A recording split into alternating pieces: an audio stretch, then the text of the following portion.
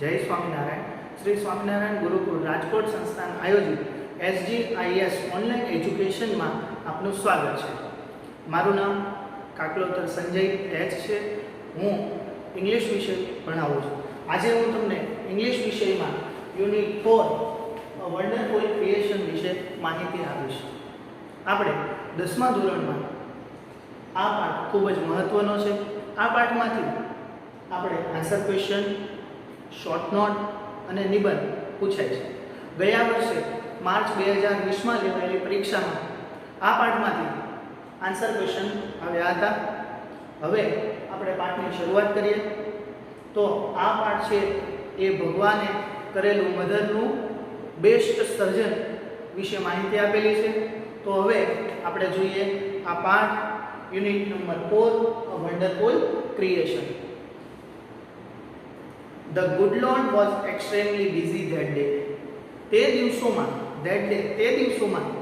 ભગવાન ખૂબ જ કાર્ય કરવામાં વ્યસ્ત હતા। He was into his 6th day of overtime. Overtime એટલે કામ કરવાનો વધારાનો સમય। તો તે ભગવાનનો કામ કરવાનો વધારાનો સમય હતો। When he was working with full concentration, જ્યારે તેઓ ખૂબ એકાગ્રતાથી કામ કરી રહ્યા હતા ત્યારે, તો અહીંયા ફૂલ કોન્સન્ટ્રેશન એટલે ખૂબ જ એકાગ્રતા। An angel appeared, દેવદૂત આવ્યો, and commented, અને તેણે કોમેન્ટ કરી કે you are taking so much care for creating this creature. તમે આ પ્રાણીને સર્જન કરવામાં ખૂબ જ કાળજી લઈ રહ્યા છો। તમારે આ એક વાક્ય પર ખાસ ધ્યાન આપવું જોઈએ કે when he was working with full concentration an angel appeared and commented। તો આ વાક્યની અંદર આપણે ફંક્શન વર્ડમાં જો આ વાક્ય પૂછાણું હોય તો આ કયા ફંક્શનમાં મૂકી શકીએ આપણે? તો જો when he was working with full concentration કે જ્યારે તેઓ ખૂબ જ એકાગ્રતાથી કામ કરતા હતા ત્યારે, મતલબ કે પાસ્ટ ઇવેન્ટ દર્શાવવામાં આવેલી છે। તો ફંક્શન વર્ડમાં આ ફંક્શનનું નામ પાસ્ટ ઇવેન્ટ એવું આપણે લખવું પડે। હવે આગળ જોઈએ કે you are taking so much care for creating this creature. તમે આ પ્રાણીને બનાવવામાં ખૂબ જ કાળજી લઈ રહ્યા છો। That's true said the Lord. ભગવાને કહ્યું કે તારી વાત સાચી છે। Do you want to know the detail? શું તું આ સર્જનની ડિટેલ જાણે છે? What are they? The angel was curious. આ દેવદૂતે ઉત્સાહથી કહ્યું કે what are they? તે ડિટેલ શું છે? તો ક્યુરિયસ એટલે થશે ઉત્સુક, ઉત્સાહપૂર્વક કહેવું। હવેથી આગળ જે પાઠ ભણીએ એની અંદર આ પાઠ છે, આ ભાગ છે પાઠનો એ ખૂબ જ મહત્વનો છે। એ આપણે શોર્ટ નોટમાં પૂછાઈ શકે એટલે ખાસ ધ્યાન આપવું જોઈએ। આપણે all her parts should be movable and replaceable too। તો આપણે શોર્ટ નોટ એવી પૂછાય કે ડિટેલ્સ ઓફ વન્ડરફુલ ક્રિએશન। તો એની અંદર આ પહેલો મુદ્દો લઈ શકીએ આપણે કે all her part should be movable and replaceable too. તેણીના બધા જ પાર્ટ મૂવેબલ એટલે હલનચલન કરી શકીએ તેવા, એન્ડ રિપ્લેસેબલ એટલે બદલી શકાય તેવા હશે। આ પહેલો મુદ્દો। ત્યાર પછી આગળ સી હેઝ અ લેપ। તેણીને એક લેપ છે, લેપ એટલે ખોળો। તેણીને એક લેપ છે ધેટ ડિસઅપિયર જે અદૃશ્ય થઈ જશે when she stand up જ્યારે તેણી ઊભી થશે। તો તેણીને એક ખોળો છે, જ્યારે તેણી ઊભી થશે ત્યારે એ ખોળો અદૃશ્ય થઈ જશે। ડિસઅપિયર એટલે થશે અદૃશ્ય। હવે અહીંયા આપણે ડિસઅપિયરનો એન્ટોનિમ વર્ડ જો પૂછાય એટલે કે વિરોધાર્થી શબ્દ પૂછાય તો એની અંદર ડિસ કાઢી નાખીએ અને અપિયર્સ લખી શકીએ એટલે દ્રશ્ય। આગળ જોઈએ ત્રીજો મુદ્દો I have to endure her with a kiss। મેં તેણીની અંદર એક એવું ચુંબન મૂક્યું છે that can cure everything from a broken leg to broken heart। from a broken leg એટલે તૂટેલા પગથી, broken heart એટલે તૂટેલા હૃદય સુધીની બધી જ કાળજી લઈ શકે। મેં તેણીમાં એક એવું ચુંબન મૂક્યું છે કે જેનાથી તેણી તૂટેલા પગથી તૂટેલા હૃદય સુધીની બધી જ કાળજી લઈ શકે। મોરોવર આ ઉપરાંત she has to have 6 pair of hands।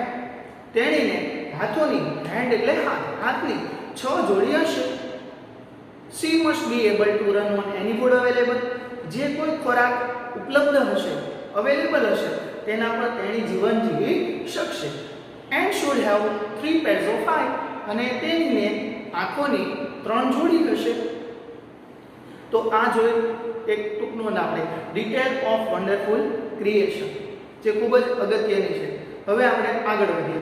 The angel shook his head slowly and said, angel ધીરેથી એનું માથું ઝુકાવ્યું અને કહ્યું, a mighty impossible task I suppose.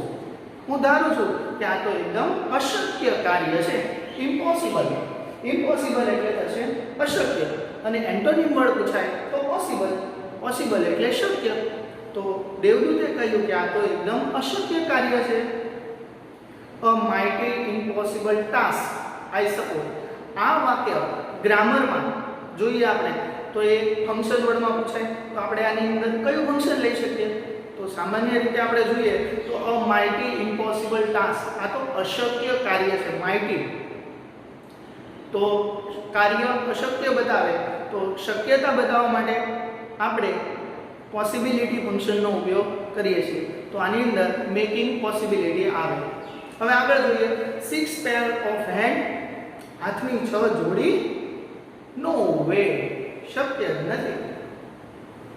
No, this hands are not a problem for me. ના, હાથની 6 જોડી મારી કોઈ જ સમસ્યા નથી.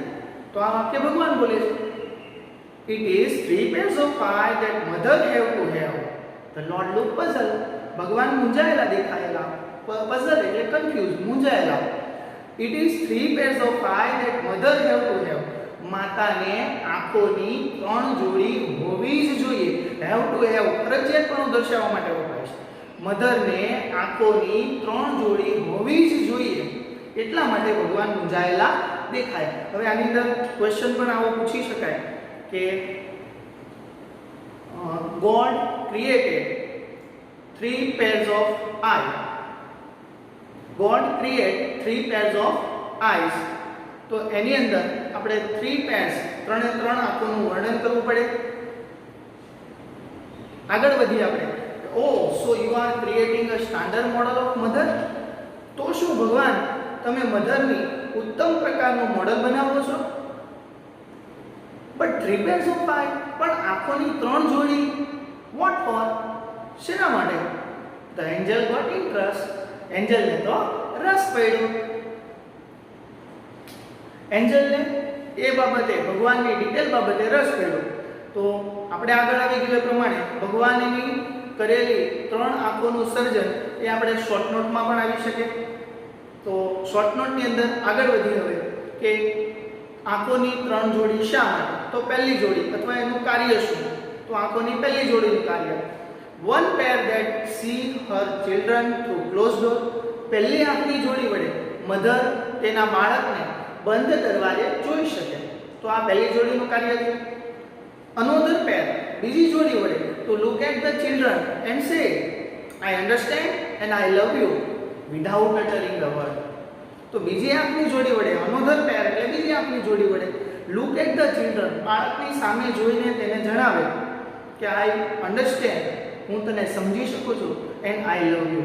પણ કહેવાની ખાસિયત અલગ છે, without uttering a word, એક પણ શબ્દ બોલ્યા વગર. તો બીજી આંખની જોડી વડે મધર એક પણ શબ્દ બોલ્યા વગર તેના બાળકને જણાવી શકે કે હું તને સમજી શકું છું અને હું તને ચાહું છું. અને હવે ત્રીજી જોડી, and the third pair to see all secret things without opening them.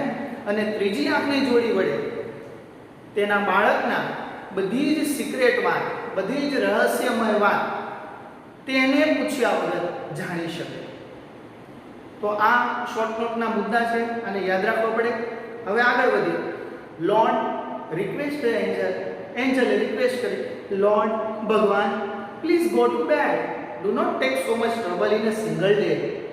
Please go to bed, મહેરબાની કરીને પથારીમાં સૂઈ જાઓ. Do not take so much trouble in a single day. આ કાર્ય એક દિવસમાં પૂર્ણ થશે નહીં. આ વાક્ય પર ધ્યાન આપવું જોઈએ.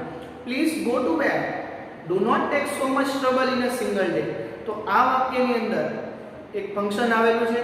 આપણે ફંક્શન વર્ડમાં આ વાક્ય પૂછાય તો આ વાક્યની ઓળખ પ્રમાણે પ્લીઝ આપેલું છે એટલે મેકિંગ રિક્વેસ્ટ ફંક્શન લખવું પડે. હવે આગળ જોઈએ. I cannot, he refused. Refuse, ભગવાને રિફ્યુઝ એટલે ના પાડી, રિજેક્ટ કરી. આઈ કેન નોટ, ના હું સૂઈ શકું નહીં. કેમ નહીં સૂઈ શકે? તો એનું આગળ કારણ આપ્યું છે કે I have almost completed the work, મેં મોટા ભાગનું કામ પૂરું કરી નાખ્યું છે. તો ઓલમોસ્ટ એટલે મોટા ભાગનું, જેટલું કામ આપણને સોંપેલું હોય એના કરતાં મોટા ભાગનું કામ થોડું જ બાકી રહે તો એને મોટા ભાગનું કામ કહી શકીએ. તો ભગવાને તો આ સર્જનનું મોટા ભાગનું કામ કરી નાખ્યું છે. માત્ર ભગવાનને પ્રોબ્લેમ છે 3 આંખોની જોડી ક્યાં મૂકવી તે, બાકી બધું તો એને કામ કરી નાખ્યું છે. I have almost completed the work, મેં મોટા ભાગનું કામ પૂર્ણ કરી નાખ્યું છે. I have put the best of my ideas into this model, આ મોડલની અંદર મેં મારા સર્વશ્રેષ્ઠ વિચારો મૂકેલા છે. તો આપણે હવે આગળ વધીએ. આપણે હવે આ મધરની કઈ કઈ ક્વોલિટીઝ છે, ખાસિયત છે, તો એના વિશે જાણીશું. આ પણ એક શોર્ટ નોટ જ છે. શોર્ટ નોટના મુદ્દાને આધારે મુદ્દા વાંચી અને આપણે આગળ લખવાનું હોય છે. તો આ શોર્ટ નોટ કેવી રીતે લખી શકીએ એ જોઈએ આગળ. Now this mother will heal herself when she is sick. તો now હવે this mother will heal herself when she is sick. આ મધરની ક્વોલિટી છે, ગુણવત્તા છે. સિક એટલે બીમાર, તો જ્યારે મધર બીમાર પડશે ત્યારે જાતે જ સાજી થઈ શકશે. તો આ એની ક્વોલિટી થઈ. આગળ વધીએ.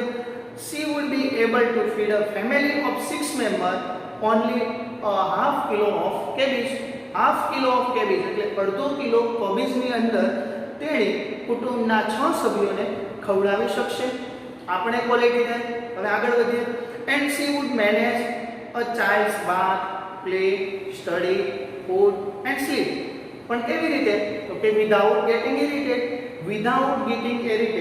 ઇરિટેડ એટલે કે છે ગુસ્સે થવું, પણ વિધાઉટ ઇરિટેડ એટલે કે ગુસ્સે થયા વગર.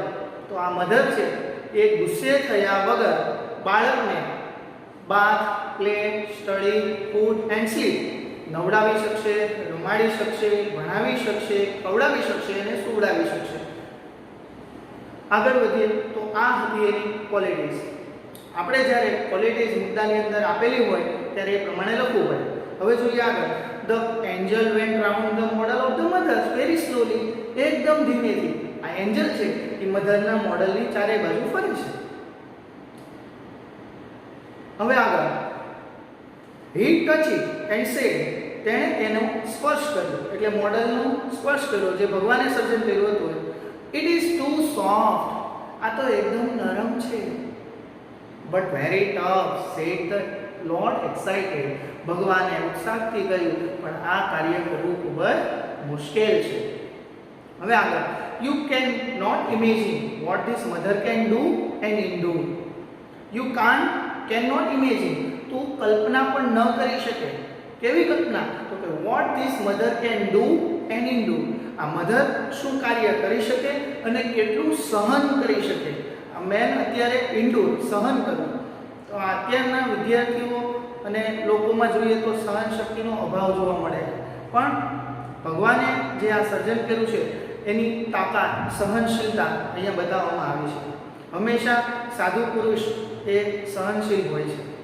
આપણે પણ આમાંથી સહનશીલતાનો ગુણ લેવો જરૂરી છે.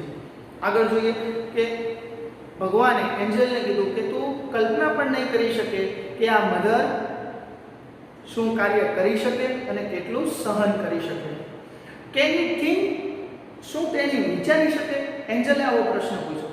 Not only can she think, માત્ર વિચારી શકે એટલું નહીં, but can reason and compromise too, said the Lord. ભગવાને જવાબ આપ્યો કે બટ પરંતુ કેન સી રીઝન, એના પર આવતી મુશ્કેલીના કારણો જાણી શકે, એન્ડ કોમ્પ્રોમાઇઝ ટુ, અને એનું સોલ્યુશન, સમાધાન, ઉપાયો પણ શોધી શકે. The Angel was Impress. આનાથી તો એન્જલ ઇમ્પ્રેસ થઈ ગયો. He went closure to the model. તે મોડલની એકદમ નજીક ગયો. And move his finger across the cheeks. અને તેના એટલે મધરના મોડલના ગાલ ઉપર ધીરેથી આંગળી ફેરવી. O lord, her eyes are leaking. અરે ભગવાન, તેણીની આંખોમાંથી તો આંસુ નીકળે છે. How did this happen? આ કઈ રીતે બન્યું? It must be a tear. તે આંસુ છે. I have not put it there. મેં ત્યાં આંસુનું સર્જન કર્યું નથી. It is a miracle. The lord explain. ભગવાને કીધું ઇટ ઇઝ અ મિરેકલ. આ તો ચમત્કાર છે. તો ભગવાને કરેલા સર્જનમાં પણ એને ચમત્કાર દેખાય છે. હવે આગળ જોઈએ. But what is a tear for my lord. પણ એન્જલે પ્રશ્ન પૂછ્યો કે vote is a tear for my lord. પણ મારા ભગવાન આ આંસુ શેના હોઈ શકે? જો આ વાક્ય પર ખાસ ધ્યાન આપો. Vote is a tear for my lord. આ વાક્યની અંદર એક ફંક્શન આપેલું છે. ફંક્શનમાં જોઈએ તો what is a tear for. તો વોટ એટલે કે WH વાળો પ્રશ્ન આવે તો આપણે આની અંદર ઇન્ક્વાયરી એઝ નેચર લઈ શકીએ. આગળ વધીએ કે આ શું શેના હોઈ શકે? તો ભગવાન હવે જવાબ આપશે કે ઇટ ઇઝ સમથિંગ યુનિક. કંઈક અજોડ ઘટના બની છે.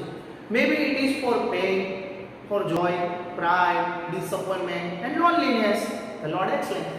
આ લોર્ડ એક્સપ્લેન ભગવાને જવાબ આપ્યો કે આ આંસુ શેના હોઈ શકે? તો પેન એટલે કે દુઃખના, ફોર જોય આનંદના, પ્રાઇડ ગર્વના, ડિસઅપોઇન્ટમેન્ટ નિરાશાના એન્ડ લોનલીનેસ એટલે એકલતાના. ભગવાને આવો જવાબ આપ્યો. એટલે એન્જલને આશ્ચર્ય થયું. એટલે આશ્ચર્યમાં બોલે છે કે વોટ અ વન્ડરફુલ ક્રિએશન. ભગવાનનું કેટલું આ અદ્ભુત સર્જન છે. તો આ પાઠમાંથી આપણે એસેમાં માય મધર વિશે એસે લખી શકીએ. 2 શોર્ટ નોટ અને પેરેગ્રાફ પરથી આન્સર ક્વેશ્ચન. આટલું આ પાઠની અંદર મહત્વ છે. તમારે આ મહત્વ સમજવું, જાણવું. જય સ્વામિનારાયણ.